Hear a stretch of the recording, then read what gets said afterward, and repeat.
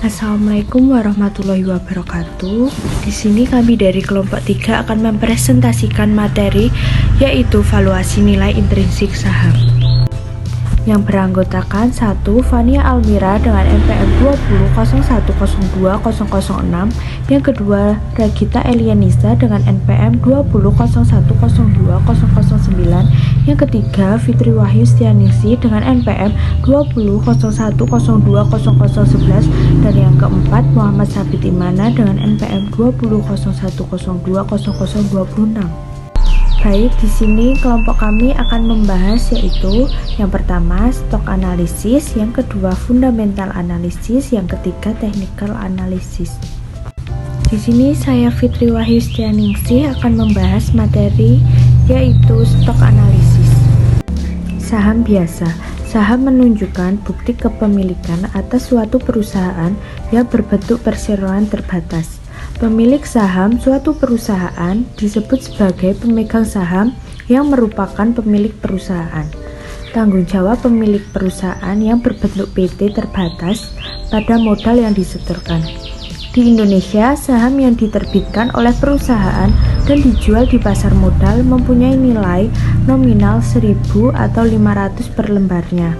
Berikut ini contoh rekening modal sendiri dari PT Semen Gresik yang disajikan pada neraca akhir 1992. Dengan 500 juta lembar saham tanpa harus merubah anggaran dasar disebut sebagai saham yang diotorisir. Tidak semua saham tersebut telah diterbitkan.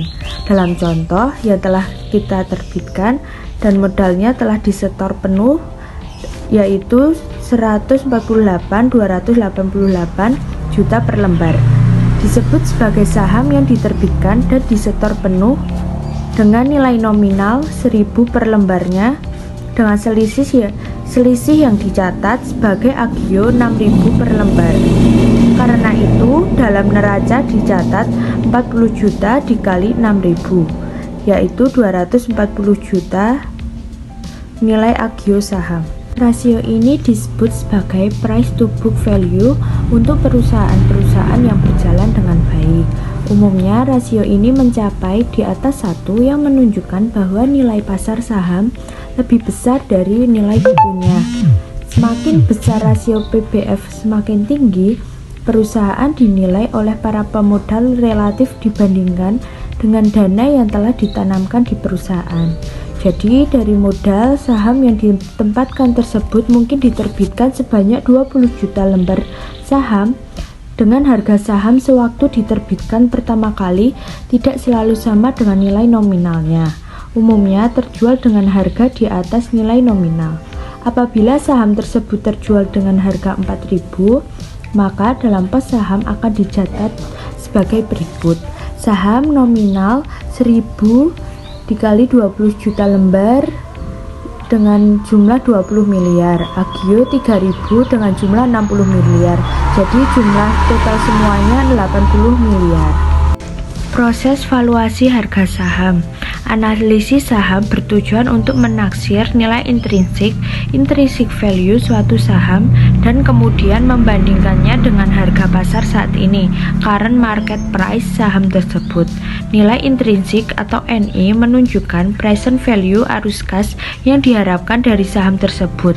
Pedoman yang dipergunakan adalah sebagai berikut. Yang pertama, apabila NI lebih besar harga pasar saat ini, maka saham tersebut dinilai under value, harganya terlalu rendah, dan karenanya dibeli atau ditahan apabila tersebut telah dimiliki. Yang kedua, apabila NI lebih kecil harga pasar saat ini, maka saham tersebut dinilai overvalue, harganya terlalu mahal dan karenanya seharusnya dijual. Yang ketiga, apabila NI sama dengan harga pasar saat ini, maka saham tersebut dinilai wajar harganya dan berada dalam kondisi keseimbangan. Jadi secara skematis analisis tersebut ditunjukkan pada gambar 13.1 yaitu proses analisis saham membandingkan nilai intrinsik dengan harga saham. Model valuasi penilaian saham. Model penilaian merupakan suatu mekanisme untuk merubah serangkaian variabel ekonomi atau variabel perusahaan yang diramalkan menjadi perkiraan tentang harga saham. Variabel-variabel ekonomi tersebut seperti laba perusahaan, dividen yang dibagikan, variabilitas laba, dan sebagainya. Terdapat dua model penilaian saham yang sering dipergunakan untuk analisis sekuritas, yaitu pertama, pendekatan present value, metode kapitalisasi penghasilan, yang kedua, pendekatan price earning ratio atau per metode kelipatan laba. Jadi pendekatan present value mencoba menaksir present value dengan menggunakan tingkat bunga tertentu. Manfaat yang diharapkan akan diterima oleh pemilik saham. Pendekatan present value berdasarkan pendekatan ini, maka nilai saat ini satu saham adalah sama dengan present value arus kas yang diharapkan akan diterima oleh pemilik saham tersebut. Secara formal dapat dituliskan dalam hal ini tingkat bunga atau tingkat keuntungan yang dipandang layak bagi investasi tersebut. PO sama dengan D1 atau 1 plus R plus P1 atau 1 plus R sama dengan 1000 atau 1000 ditambah 0,20 ditambah 11.000 atau 11 plus 0,20 dengan total 10.000. Dalam persamaan tersebut, N sama dengan tidak terhingga. Secara konsepsional, rumus penentuan harga saham tersebut benar, tetapi operasionalisasinya akan sangat sulit. Bagaimana kita bisa memperkirakan D dari tahun ke-1 sampai dengan tahun tidak terhingga? Semakin jauh dimensi waktu estimasi kita, semakin tidak pasti estimasi tersebut, karena itulah kemudian dipergunakan berbagai penyederhanaan. Penyederhanaan yang pertama dengan menggunakan asumsi-asumsi sebagai berikut. Yang pertama, keuntungan tidak berubah setiap tahunnya. Yang kedua, semua keuntungan dibagikan sebagai dividen. PO sama dengan E atau R, atau PO sama dengan D atau R. Asumsi-asumsi tersebut kemudian dirasa tidak realistis karena diasumsikan yang pertama, tidak semua laba dibagi tetapi ada sebagian yang ditahan. Proporsi laba yang ditahan diberi notasi B, diasumsikan konstan. Yang kedua, laba yang ditahan dan diinvestasikan kembali bisa menghasilkan tingkat keuntungan, disebut juga return on equity sebesar R. Yang ketiga, sebagai akibat dari asumsi-asumsi tersebut, maka laba per lembar saham sama dengan E dan juga dividen sama dengan D meningkat sebesar BR. Peningkatan ini kita beri notasi G. Dengan kata lain, G sama dengan BR dengan menggunakan serangkaian asumsi tersebut, maka PO D1 per 1 plus R plus D1 buka kurung 1 plus G per 1 plus R kuadrat plus D1 1 plus G kurangi N kurang 1 per 1 plus R per N. Model tersebut sebagai model pertumbuhan konstan, constant growth model, karena diasumsikan pertumbuhan laba dan dividen meningkat secara konstan. Bagi perusahaan yang beroperasi pada industri yang telah berada pada tahap maturity, kedewasaan pada siklus kehidupan produk, penggunaan model ini mungkin cukup memadai untuk menaksir nilai intrinsik saham. Contoh penerapan model ini pada penawaran perdana saham Bank BNI pada November 1996 dapat memberikan ilustrasi penggunaan model ini. Apabila pertumbuhan kredit diharapkan hanya sebesar 17% per tahun, maka cukup wajar kalau laba per lembar saham juga diharapkan meningkat 17% per tahun. Dengan demikian, maka diharapkan G sama dengan 0,17. Karena resiko investasi pada usaha bank cukup tinggi, maka dipergunakan R sebesar 22%. Sesuai dengan model pertumbuhan konstan, maka nilai intrinsik adalah PO sama dengan 160 dikali 0,30 atau 0,22 dikurangi 0,17 dengan total 960. Model pertumbuhan konstan tersebut merupakan model yang relatif sederhana. Tentu saja model yang sederhana tersebut tidak luput dari berbagai kritik.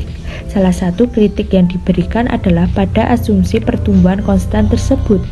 Umumnya diargumentasikan bahwa tingkat pertumbuhan laba dividen karena perusahaan menggunakan Payet rasio yang konstan the multiply growth.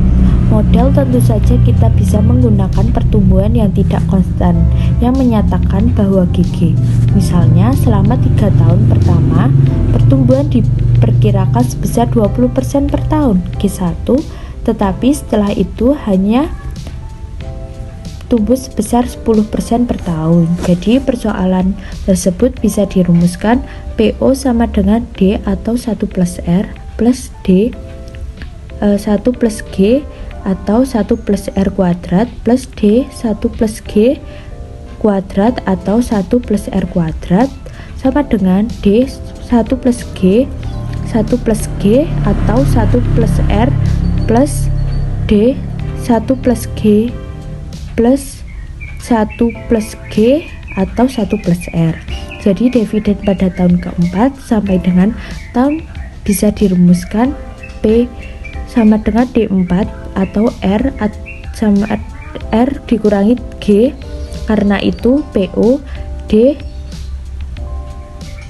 atau 1 plus R plus 1 plus G 1 plus 1 plus R kuadrat plus D1 1 plus G kuadrat atau 1 plus R kuadrat sama dengan D1 1 plus G kuadrat 1 plus G atau 1 plus R kuadrat plus P3 atau 1 plus R kuadrat, yang berarti juga bisa dituliskan sebagai PO sama dengan D atau 1 plus R plus D 1 plus G atau 1 plus R kuadrat plus D 1 plus G kuadrat atau 1 plus R kuadrat plus D 1 plus G kuadrat 1 plus G atau 1 plus R kuadrat plus D4 atau R dikurangi G kali 1 atau 1 plus R kuadrat. Model dengan 3 periode pertumbuhan. Jadi model ini telah diasumsikan ada 3 periode, yaitu periode awal misalnya selama 5 tahun, yaitu periode pada waktu pertumbuhan laba dan dividen paling tinggi dibandingkan dengan periode-periode kemudian. Yang kedua, periode transisi, misalnya 3 tahun. Periode ini menunjukkan berapa lama pertumbuhan pada periode awal akhirnya turun menjadi normal. Turunnya pertumbuhan selama periode transisi ini diasumsikan secara linear. Yang ketiga, periode pertumbuhan konstan selamanya pada periode ini diasumsikan pertumbuhan telah menjadi normal dan akan berlangsung selamanya. Pendekatan Price Earning Ratio. Model PER sebagaimana namanya menunjukkan mendasarkan diri atas rasio antara harga saham per lembar dengan EPS. Jadi misalkan harga saham saat ini sebesar Rp10.000, sedangkan EPS adalah sebesar Rp1.000, maka PER sama dengan Rp10.000 dibagi Rp1.000 sama dengan 10 kali. Dipandang dari sisi teori ekonomi, secara konseptual basis model PER memanglah tidak sekuat model berdasar dividen. Meskipun demikian, dengan menggunakan asumsi tertentu, model PER konsisten dengan analisis Frozen-Violet.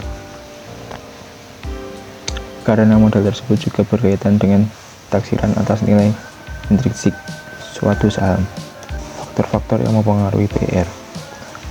Apabila kita menggunakan constant growth model, maka dengan mudah persamaan tersebut bisa dimodifikasi dalam bentuk price earning ratio. Kalau kita merumuskan PER sebagai P0 dibagi E1, ini berarti berbanding harga saham saat ini dengan perkiraan laba pada tahun yang akan datang. maka rumus bisa dimodifikasi sebagai berikut. PR sama dengan P0 dibagi E1 sama dengan D1 dibagi R dikurang G dibagi E1. Karena D1 sama dengan E1, 1 dikurang B, maka PR sama dengan E1, 1 dikurang B dibagi R dikurang G dibagi E1. PR sama dengan 1 dikurangi B dibagi R dikurangi G. Persamaan tersebut menunjukkan bahwa faktor-faktor yang mempengaruhi PR adalah 1. Rasio laba yang dibayarkan sebagai dividen atau payet rasio, yaitu 1 min B. 2. Tingkat keuntungan yang disyaratkan oleh pemodal. 3. Pertumbuhan dividen. Sesuai dengan persamaan tersebut, maka apabila faktor-faktor lain konstan, maka 1.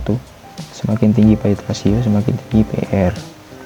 2. Semakin tinggi tingkat keuntungan yang disyaratkan, yaitu R, semakin rendah PR. 3. Semakin tinggi pertumbuhan dividen, yaitu G, semakin tinggi PR. Analisis cross seksional untuk penilaian saham. Faktor-faktor yang diperhatikan dalam analisis adalah spesifik untuk saham yang dianalisis, tidak memperhatikan saham-saham lain. Analisis cross seksional berarti bahwa analisis dilakukan terhadap banyak saham untuk periode waktu yang sama. Tujuan analisis ini adalah untuk mengetahui bagaimana posisi suatu saham relatif terhadap saham-saham lain dengan menggunakan variabel tertentu, misal R atau PR. Analisis cross seksional untuk penilaian saham dilakukan dengan cara membandingkan kewajaran harga suatu saham relatif terhadap saham-saham lain. Analisis seksional dengan menggunakan pendekatan dividen atau arus kas. Contoh yang sederhana yaitu analisis dilakukan terhadap saham-saham yang sudah berada pada tahap maturity, sehingga pertumbuhan laba dan juga dividen dapat diasumsikan konstan. Dengan demikian, kita dapat menggunakan modal pertumbuhan konstan dalam analisis. Analisis akan dilakukan dengan menggunakan data banyak saham, atau tidak hanya satu saham saja. Lalu analisis cross seksional dengan menggunakan PR. Analisis cross seksional berarti bahwa analisis dilakukan terhadap banyak saham untuk periode waktu yang sama. Tujuan analisis ini adalah untuk mengetahui bagaimana posisi suatu setiap relatif terhadap saham-saham lain. Dengan menggunakan variabel PR, ada beberapa faktor yang mempengaruhi PR. Teknik yang dipergunakan adalah teknik regresi berganda. Salah satu model awal yang menggunakan pendekatan ini adalah model yang dikembangkan oleh Wietzbeck-Kishore 1963. Mereka menggunakan 3 variabel yang mempengaruhi PR, yaitu yang pertama tingkat pertumbuhan laba, yang kedua dividen payet rate, yang ketiga defisiasi standar tingkat pertumbuhan. Elton dan Gruber 1991 mengidentifikasikan model pada periode bullish dan pada periode bearish. Pada waktu pasar modal sedang bullish, model dengan satu variabel yang dirumuskan adalah PR sama dengan 4 ditambah 2,3, yaitu pertumbuhan laba. Sedangkan pada saat pasar sedang bearish, dengan menggunakan sampel yang sama diperoleh persamaan PR sama dengan 3 ditambah 1,8, yaitu pertumbuhan laba. Periode pengamatan yang dipergunakan adalah 1991 sampai 1993 dengan persamaan yang dirumuskan adalah sebagai berikut. PR sama dengan 18,47 ditambah 0,15, pertumbuhan laba ditambah 0,05, dividen payet rasio dikurang 0,02, return saham. Perkenalkan, nama saya Fani Almira dengan NPM 20.0102.0006. Di sini saya akan melanjutkan pemaparan materi yaitu terkait dengan analisis fundamental. Ya, jadi analisis fundamental itu mencoba untuk memperkirakan harga saham di masa yang akan datang dengan melakukan yang pertama yaitu adalah dengan mengestimasi nilai faktor-faktor fundamental yang mempengaruhi harga saham di masa yang mendatang, dan yang kedua yaitu adalah dengan menerapkan hubungan variabel-variabel tersebut sehingga diperoleh taksiran harga saham. Nah, model yang seperti ini itu sering disebut dengan share price forecasting. Nah, jadi dalam membuat model peramalan harga saham ada beberapa langkah yang harus diperhatikan.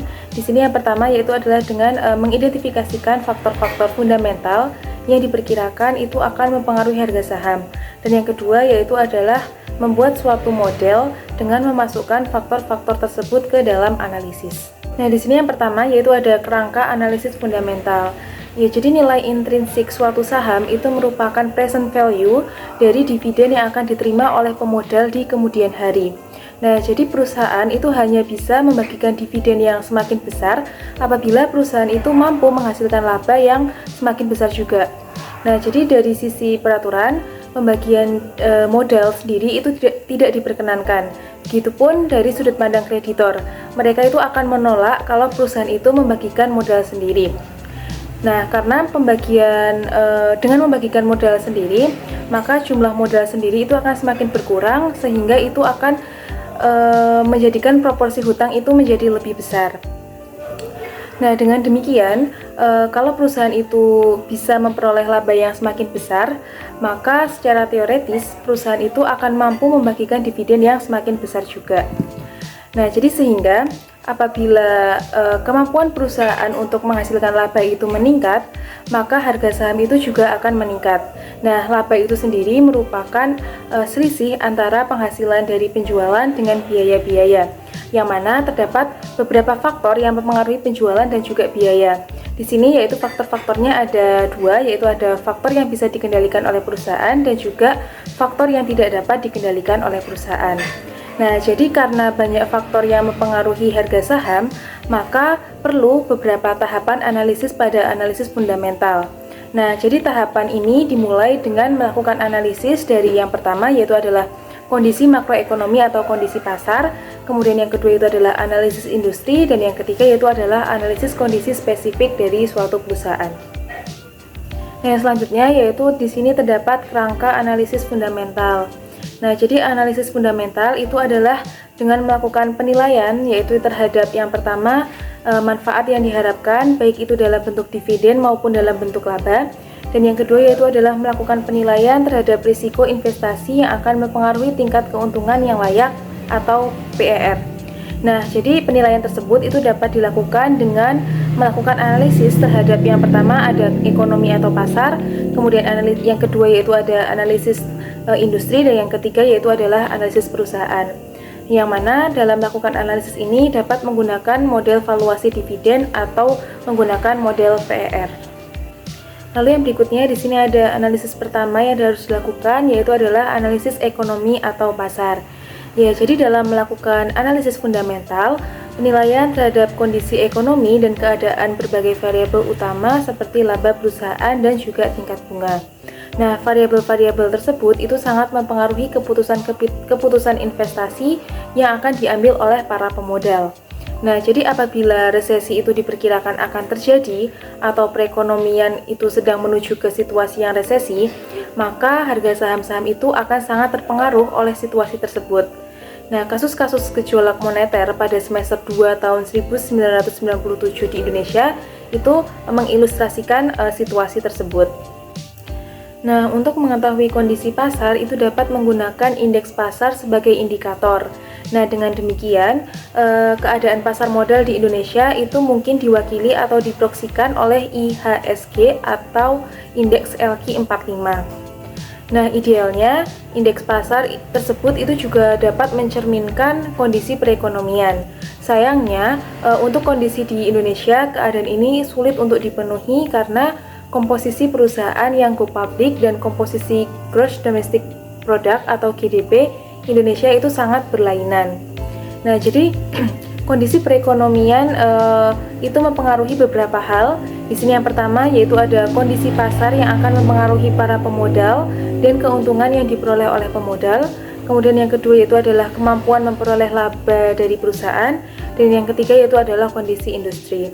Nah, jadi analisis kondisi perekonomian itu perlu untuk dilakukan terlebih dahulu sebelum dilakukan analisis kondisi industri dan juga perusahaan. Lalu yang selanjutnya yaitu adalah analisis kondisi perekonomian. Di sini yang pertama yaitu adalah memperkirakan perubahan di dalam perekonomian atau pasar. Ya, jadi mereka atau para pemodal itu akan melakukan perakiraan ini untuk dapat mengetahui bagaimana kondisi pasar saat ini dan juga bagaimana arah perkembangan pasar di masa yang akan datang. Nah, hal tersebut itu tidak mungkin untuk dilakukan secara konsisten.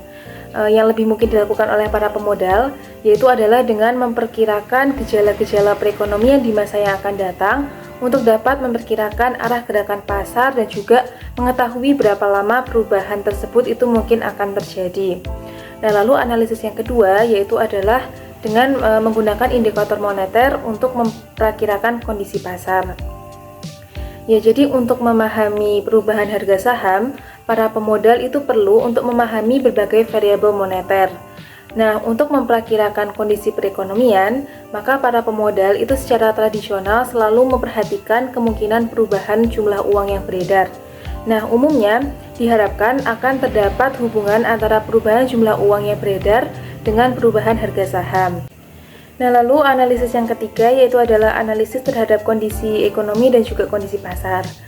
Nah, jadi karena kondisi pasar itu merefleksikan kondisi ekonomi, maka perubahan kondisi ekonomi tentu akan tercermin pada kondisi pasar. Nah, masalahnya yaitu adalah bahwa kondisi pasar saat ini itu mencerminkan harapan para pemodal terhadap kondisi ekonomi di masa yang akan datang. Nah, kondisi cyclicality itu sering dijumpai dalam perekonomian. Artinya, dalam suatu periode tertentu, kegiatan ekonomi itu terlihat mempunyai pola dari kondisi yang buruk, membaik, dan mencapai puncak, setelah itu memburuk, mencapai kondisi paling buruk, dan membaik lagi, kemudian kembali ke puncak lagi. Nah, demikian seterusnya. Nah, siklus tersebut itu mungkin mempunyai periode waktu sekitar 5 sampai dengan 7 tahun. Nah, pengenalan pola cyclical dan pasar modal yang bersifat antisipatif itu akan membantu dalam melakukan peramalan terhadap kondisi pasar.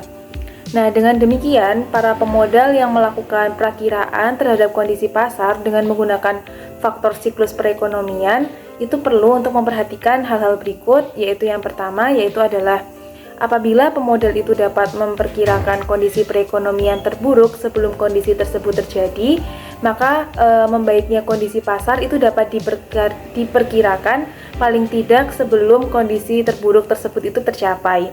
Lalu yang kedua yaitu adalah pada saat kondisi perekonomian itu membaik, maka harga saham itu mungkin sudah stabil atau bahkan sedikit menurun.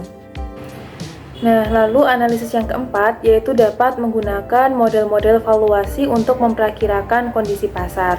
Nah, di sini terdapat salah satu pendekatan yang dapat digunakan, yaitu yang pertama dapat menggunakan rumus constant growth model, yaitu dengan rumus P0 sama dengan D1 dibagi R dikurangi G, dan atau menggunakan model PER, yaitu dengan rumus 1 dikurangi B dibagi R dikurangi G. Nah, jadi dengan demikian, apabila kita ingin memperkirakan kondisi pasar, kita itu perlu untuk melakukan judgement terhadap kemungkinan perubahan variabel-variabel tersebut. Nah, karena perakiraan akan dilakukan terhadap kondisi pasar, maka penggunaan model PER itu akan lebih mudah diterapkan dan juga diinterpretasikan. Nah, di sini ada contoh, misalkan kita itu memperoleh data dari sejumlah perusahaan yang bekerja pada sektor manufaktur pada bulan Oktober 1997 sebagai berikut, yaitu terdapat rata-rata PR untuk tahun 1997 yaitu sebesar 7,1 kali. Kemudian rata-rata pembayaran dividennya yaitu adalah 40% dan pertumbuhan laba yaitu sebesar 15%. Dengan demikian, maka kita dapat menaksir R yaitu sebagai berikut. Di sini terdapat PR 1997 sama dengan rumusnya yaitu 1 dikurangi B dibagi R dikurangi G. Nah, maka kita masukkan yaitu PR-nya sebesar 7,1 sama dengan 1 dikurangi 0,60 dibagi R dikurangi 0,15. Nah, menghasilkan R yaitu sebesar 0,207 atau jika dipersenkan yaitu adalah 20,7%. Nah, untuk tahun 1998, misalkan yaitu kita memperkirakan bahwa proporsi laba yang dibagikan sebagai dividen itu akan berkurang menjadi hanya 0,30 sebagai akibat diperlukannya pendanaan internal yang makin besar. Nah, apabila kita perkirakan bahwa R itu tidak berubah, sedangkan G itu sedikit mengalami penurunan, yaitu menjadi 14,5%, sebagai refleksi kondisi perekonomian yang memburuk, maka PR tahun 1998 itu dapat ditaksir sebagai berikut, yaitu PR 1998 sama dengan 1 dikurangi 0,7 dibagi 0,207 dikurangi 0,145, yaitu menghasilkan PR 1998 yaitu sebesar 4,8 kali. Nah, jadi diperkirakan PR pada tahun 1998 itu akan menurun cukup signifikan sebagai akibat dari memburuknya kondisi perekonomian, sehingga kemampuan perusahaan-perusahaan dalam industri tersebut untuk memperoleh laba juga akan semakin berkurang. Ya, jadi setelah melakukan analisis terhadap kondisi perekonomian atau kondisi pasar, maka langkah selanjutnya yaitu adalah melakukan analisis terhadap kondisi industri. Ya, jadi para analis dan juga para pemodal itu perlu untuk mengetahui bagaimana cara pengklasifikasian industri. Cara yang sering digunakan yaitu adalah dengan mendasarkan diri pada International Standard Industrial Classification System. Nah, namun tidak semua klasifikasi industri itu dilakukan berdasarkan dengan sistem tersebut. Ada juga yang menggunakan klasifikasi berdasarkan atas mata dagangan atau menggunakan klasifikasi yang disesuaikan dengan kondisi pasar modal. Nah, jadi sebelum melakukan analisis industri atau sektor tertentu, kita itu perlu untuk melihat perkembangan atau kinerja industri atau sektor tersebut, sehingga dapat memberikan gambaran arah perkembangan industri ataupun sektor tersebut. Nah, lalu di sini juga terdapat bagaimana menganalisis industri. Nah, jadi industri itu dianalisis lewat penelaahan berbagai data yang menyangkut tentang penjualan, laba, dividen, struktur modal, jenis produk yang dihasilkan, regulasi, inovasi, dan juga sebagainya. Nah, di sini terdapat langkah-langkah dalam melakukan analisis industri. Yang pertama yaitu adalah mengidentifikasikan tahap kehidupan produknya. Tahap ini bermaksud untuk mengenali apakah industri tempat perusahaan beroperasi itu merupakan industri yang masih akan berkembang cepat, sudah stabil, ataukah sudah menurun. Nah, lalu langkah yang kedua yaitu adalah dengan menganalisis industri dalam kaitannya dengan kondisi perekonomian. Dan lalu langkah yang ketiga adalah analisis kualitatif terhadap industri tersebut yang dimaksudkan untuk membantu pemodal dalam menilai prospek industri di masa yang akan datang. Nah, lalu yang berikutnya yaitu adalah siklus kehidupan industri. Ya, jadi banyak pengamat yang percaya bahwa industri itu menempuh siklus kehidupan, yaitu terdapat tahap perkenalan, pertumbuhan, kedewasaan, dan juga penurunan. Nah, seperti yang bisa teman-teman lihat pada layar teman-teman, di situ terdapat sebuah gambar yang mana itu merupakan siklus kehidupan industri. Nah, di sini yang pertama yaitu ada tahap pertumbuhan. Nah, tahap pertumbuhan itu ditandai dengan pertumbuhan penjualan yang relatif masih tinggi, meskipun risiko itu sudah tidak setinggi pada tahap perkenalan. Nah, paling tidak sudah terbukti bahwa produk yang ditawarkan itu diterima oleh pasar. Lalu yang kedua itu ada tahap kedewasaan, yaitu pada tahap ini pertumbuhan penjualan itu masih terjadi tetapi sudah dalam tingkatan yang lebih rendah daripada tahap pertumbuhan. Karena produksi itu sudah dalam jumlah yang cukup besar untuk memenuhi permintaan pasar. Umumnya, laba yang diperoleh itu juga cukup untuk membiayai pertumbuhan dari usaha tersebut. Lalu yang ketiga yaitu adalah tahap penurunan. Ya, yang mana pada tahap ini permintaan akan produk itu sudah mengalami penurunan sehingga pertumbuhan penjualan itu menjadi negatif. Nah, apabila tidak dapat ditemukan penggunaan lain dari produk tersebut sehingga permintaan dapat didorong kembali, strategi yang digunakan oleh perusahaan yang dapat menghasilkan produk yang sudah masuk dalam tahap ini adalah dengan melakukan diversifikasi ke produk lain. Nah, sesuai dengan konsep siklus kehidupan produk, maka perusahaan yang menghasilkan produk dengan pertumbuhan yang masih cukup tinggi akan mempunyai PER yang lebih besar daripada yang berada pada tahap kedewasaan. Yang berikutnya yaitu adalah analisis siklus bisnis. Jadi cara kedua untuk melakukan analisis industri yaitu adalah dengan menganalisis hubungan antara kemampuan operasi dengan kondisi perekonomian makro. Nah, jadi beberapa industri terkait erat dengan siklus bisnis. Pada saat kondisi ekonomi itu membaik, maka industri-industri tersebut akan menunjukkan kinerja yang jauh lebih baik daripada kondisi perekonomian. Sebaliknya, pada saat kondisi ekonomi itu memburuk, maka industri-industri tersebut juga akan menunjukkan kinerja yang sangat buruk, jauh lebih buruk daripada kondisi perekonomian. Nah, karena itu, para analis industri itu mengelompokkan industri itu menjadi 3, yaitu ada growth industry, defensive industry, dan cyclical industry. Ya, di sini yang pertama yaitu adalah growth industry, yang mana hal itu menunjukkan industri yang mempunyai pertumbuhan laba yang jauh lebih tinggi dari rata-rata industri. Contohnya yaitu adalah industri telekomunikasi. Kemudian yang kedua yaitu adalah defensive industry, yang mana hal itu menunjukkan industri yang tidak banyak terpengaruh oleh kondisi ekonomi. Contohnya yaitu adalah industri makanan dan minuman. Lalu yang ketiga yaitu ada cyclical industry, yang mana itu menunjukkan industri yang sangat peka terhadap perubahan kondisi perekonomian. Nah, pengklasifikasian seperti ini itu sangat bermanfaat untuk dapat memperkirakan kondisi suatu industri apabila dikaitkan dengan perubahan kondisi perekonomian.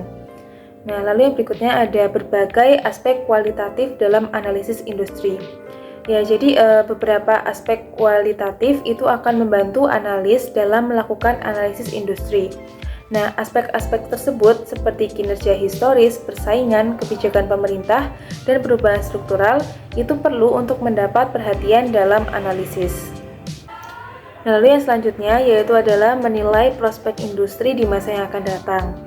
Nah, jadi idealnya para analis itu hendaknya dapat melakukan estimasi sebagaimana yang dilakukan dalam analisis pasar, yaitu mereka itu dapat menaksir berapa laba yang diharapkan dalam suatu industri dan juga berapa PR untuk industri tersebut sehingga dapat memperkirakan nilai industri tersebut. Nah, ada berbagai cara yang mungkin dapat dilakukan dalam melakukan analisis industri. Nah, pada dasarnya, pendekatan-pendekatan yang dipergunakan itu mendasarkan diri pada common sense. Setelah melakukan analisis terhadap kondisi pasar atau kondisi perekonomian dan juga melakukan analisis terhadap kondisi industri, maka langkah yang selanjutnya yaitu adalah melakukan analisis perusahaan. Nah, untuk melakukan analisis yang bersifat fundamental, analis itu perlu untuk memahami variabel-variabel yang mempengaruhi nilai intrinsik saham. Nah, untuk menaksir nilai intrinsik saham itu ada 2 metode yang dapat digunakan, yaitu yang pertama yaitu adalah dividend discount model, dan yang kedua yaitu adalah multiplier laba atau PER. Nah, jadi apabila diasumsikan bahwa pertumbuhan laba dan dividen itu bersifat konstan, maka dividen discount model itu dapat dinyatakan sebagai berikut, yaitu rumusnya nilai intrinsik sama dengan P0 sama dengan D1 dibagi R dikurangi G. Yang mana P0 itu merupakan taksiran harga saham saat ini, D1 itu merupakan dividen yang diharapkan akan diterima pada tahun 1, kemudian R itu merupakan discount rate yang dipandang relevan, dan G itu merupakan pertumbuhan dividen di masa yang akan datang. Nah, sedangkan penggunaan multiplier laba atau PER itu dilakukan dengan cara berikut, yaitu nilai intrinsik sama dengan taksiran EPS dikalikan PER yang ditaksir. Nah, apabila harga di bursa lebih rendah dari nilai intrinsik yang kita taksir, maka saham tersebut itu merupakan saham yang sebaiknya dibeli dan begitupun sebaliknya. Nah, lalu yang berikutnya yaitu adalah memahami laba yang diperoleh oleh perusahaan. Ya, jadi para pemodal itu seringkali memutuskan perhatian pada laba per lembar saham atau earnings per share (EPS) dalam melakukan analisis. Nah, angka EPS ini biasanya disajikan paling bawah dalam laporan rugi laba dan karenanya itu sering disebut sebagai bottom line. Nah, angka EPS ini diperoleh dari laporan keuangan yang disajikan oleh perusahaan berdasarkan atas prinsip-prinsip akuntansi yang umum diterima. Karena itu, langkah pertama yang perlu dilakukan yaitu adalah dengan memahami laporan keuangan yang disajikan oleh perusahaan, yaitu ada 2 laporan, yaitu ada neraca dan juga laporan laba rugi. Kemudian analisis perusahaan. Faktor-faktor yang mempengaruhi laba. Analisis faktor-faktor yang mempengaruhi laba dapat dilakukan. Analisis rasio keuangan. Langkah 1. Apa yang menentukan EPS? EPS sama dengan ROE dikali nilai buku per saham. EPS sama dengan laba setelah pajak dibagi jumlah saham. ROE sama dengan laba setelah pajak dibagi ekuitas. Langkah 2. Apa yang menentukan ROE? ROE sama dengan ROA dikali leverage. ROA sama dengan laba setelah pajak dibagi total aktiva.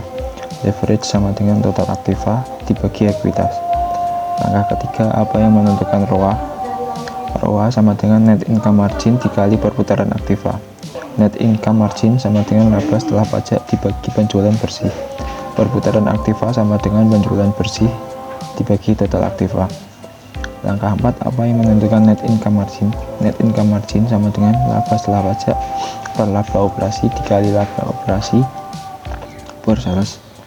Income ratio sama dengan laba setelah pajak dibagi laba operasi. Operating efficiency sama dengan laba operasi dibagi penjualan bersih. Kemudian analisis perusahaan penggunaan PIR. Teknik analisis lainnya adalah dengan menggunakan model kelipatan laba atau PIR. Teknik ini mungkin dipilih apabila perusahaan tidak mengadopsi kebijakan payot rasio yang konstan dan atau analisis mengalami kesulitan untuk menggunakan model berdasar atas cash flow, terutama model dengan pertumbuhan konstan, sama seperti analisis dengan menggunakan EPS. Analisis perlu memahami terlebih dahulu faktor-faktor yang mempengaruhi PR. Faktor-faktor yang mempengaruhi PR. Rumus PR sama dengan 1 min B dibagi R kurang G.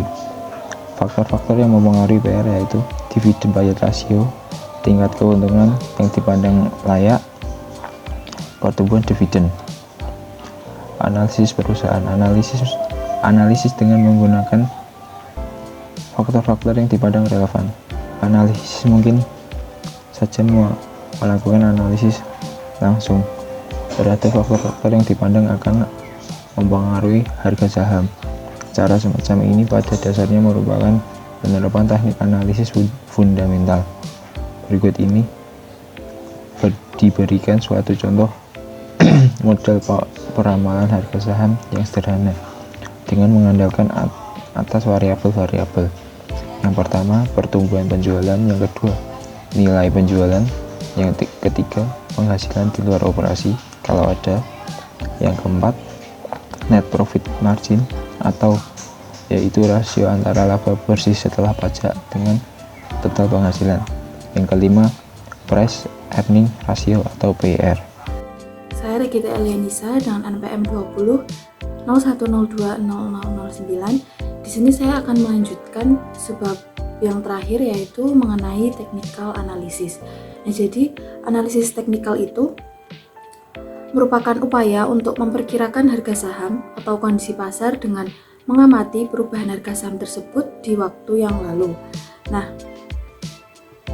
berbeda dengan pendekatan fundamental, analisis teknikal itu tidak memperhatikan faktor-faktor fundamental seperti kebijaksanaan pemerintah, pertumbuhan ekonomi, pertumbuhan penjualan perusahaan, pertumbuhan laba, perkembangan tingkat bunga, dan sebagainya yang mungkin mempengaruhi harga saham.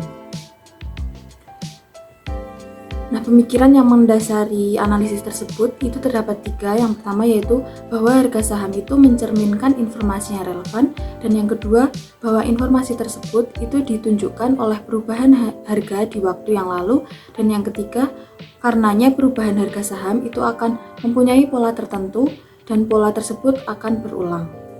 Yang selanjutnya yaitu kerangka analisis teknikal. Nah, jadi analisis teknikal itu dapat dilakukan untuk saham-saham individual maupun untuk kondisi pasar secara keseluruhan.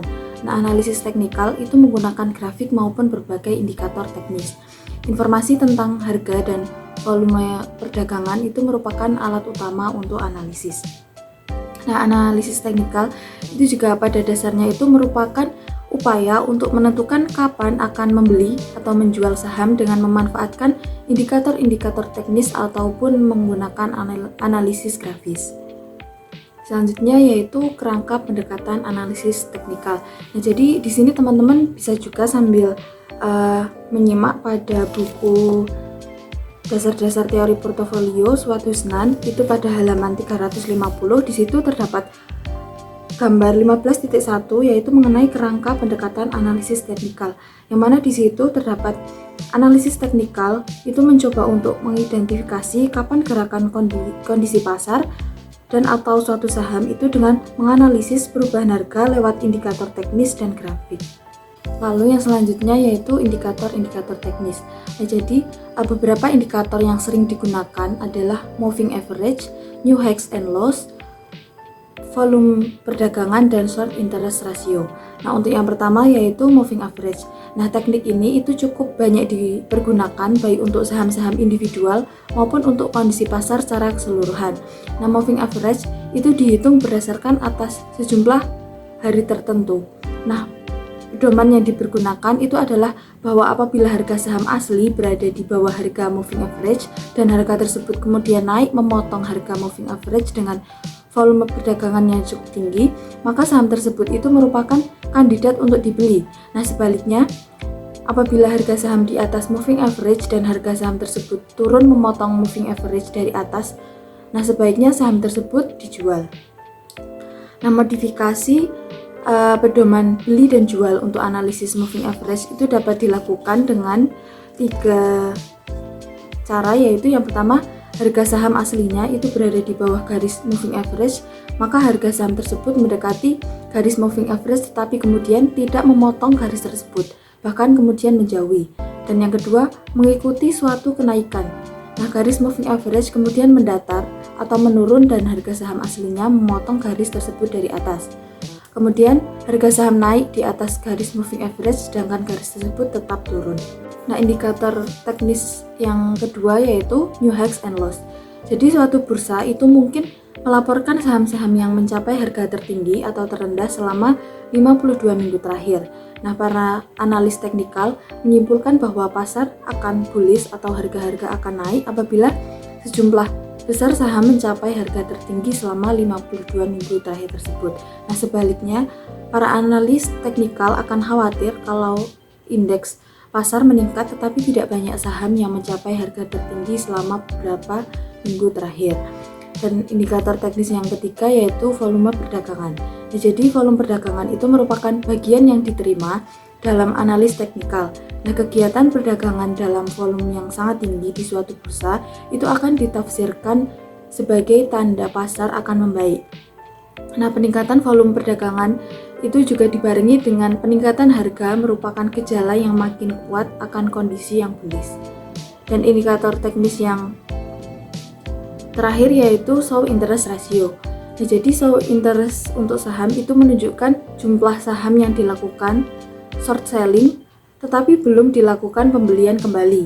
Nah, short interest ratio itu dapat dirumuskan sebagai jumlah saham yang di short selling itu dibagi dengan rata-rata volume perdagangan harian. Nah, rasio ini menunjukkan berapa hari perdagangan yang diperlukan agar short selling tersebut itu dapat diselesaikan. Nah, apabila rasio tersebut sama dengan 2,0, maka hal tersebut itu berarti diperlukan 2 hari kerja untuk menyelesaikan jumlah short selling tersebut. Nah, pemodal melakukan short selling dengan harapan bahwa harga saham akan turun di masa yang akan datang. Dengan demikian, nampaknya rasio short interest yang besar menunjukkan pengharapan yang cukup besar bahwa harga akan turun. Nah, meskipun demikian, para analis teknikal justru menafsirkan hal ini secara berlawanan. Rasio show interest yang tinggi justru ditafsirkan kondisi akan bullish karena berarti akan banyak pemodal yang terpaksa melakukan pembelian untuk menutup short sellingnya. Nah, karena itu semakin besar rasio short interest, maka akan ditafsirkan semakin besar pula potensial demand. Yang selanjutnya yaitu penggunaan grafik atau chart.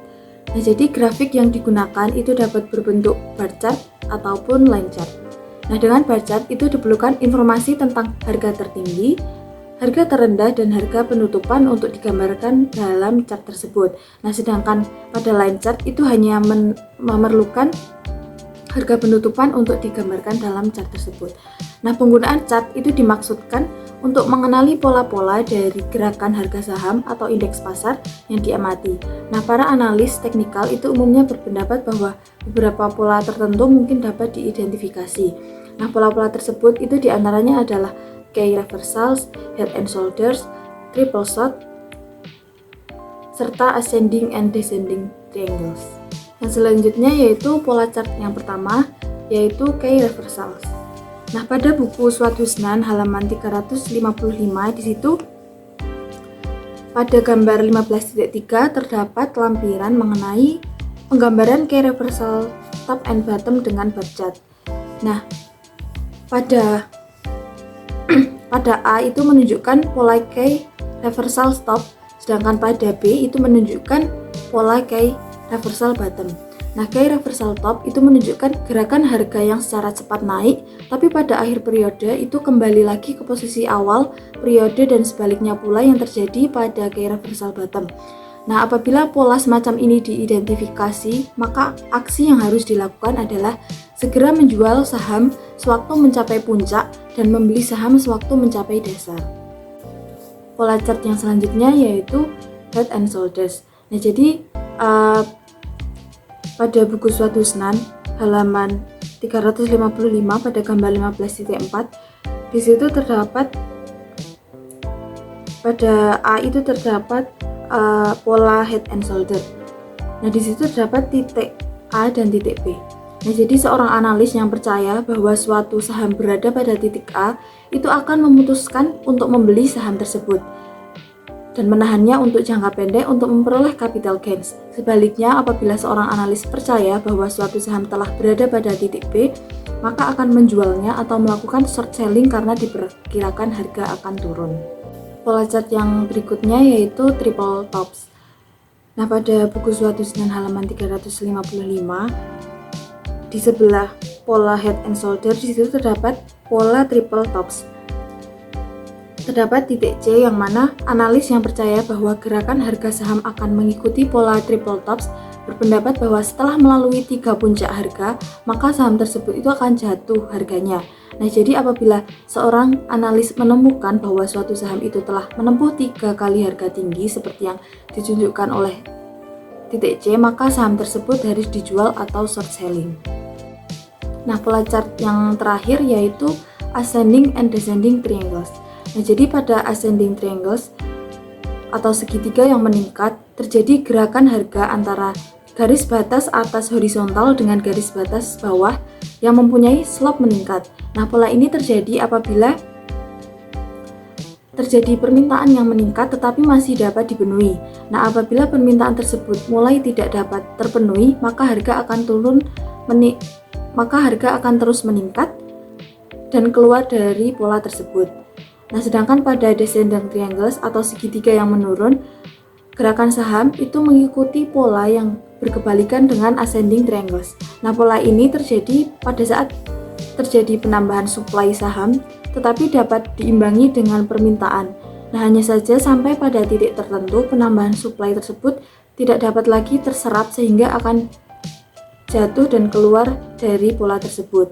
Nah, dua pola tersebut yaitu ascending dan descending itu memberikan sinyal yang bagus untuk melakukan transaksi. Nah, pola ascending triangles itu menunjukkan kemungkinan pasar akan bullish atau kesempatan membeli, sedangkan descending triangles menunjukkan kemungkinan pasar akan bearish atau kesempatan menjual. Yang selanjutnya yaitu pengujian analisis teknikal. Jadi dalam menguji akurasi analisis teknikal itu terdapat beberapa hal yang perlu diperhatikan. Yang pertama yaitu risiko. Nah, jadi dalam risiko itu jika suatu strategi investasi yang menanggung risiko lebih tinggi, maka akan menghasilkan tingkat keuntungan yang lebih tinggi pula. Kemudian yang kedua yaitu biaya transaksi. Jadi dengan teknik analisis teknikal tertentu, mungkin saja mengakibatkan biaya transaksi itu sangat tinggi karena menyangkut keputusan jual beli yang berkali-kali. Nah, biaya transaksi tersebut itu dapat meniadakan keuntungan yang diperoleh karena analisis teknikal yang dipergunakan. Kemudian yang ketiga yaitu konsistensi.